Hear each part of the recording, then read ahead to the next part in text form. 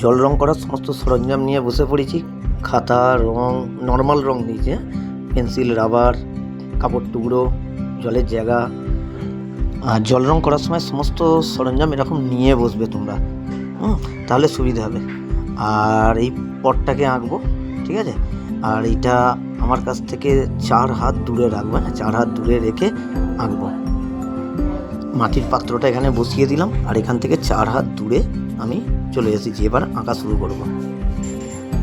এমনি normal HB pencil দিয়ে হালকা করে পটটাকে এঁকে নিচ্ছি, আর এর ছাওয়াগুলো কিন্তু একটু ডিটেল করে নিচ্ছি। এবার রং শুরু করব।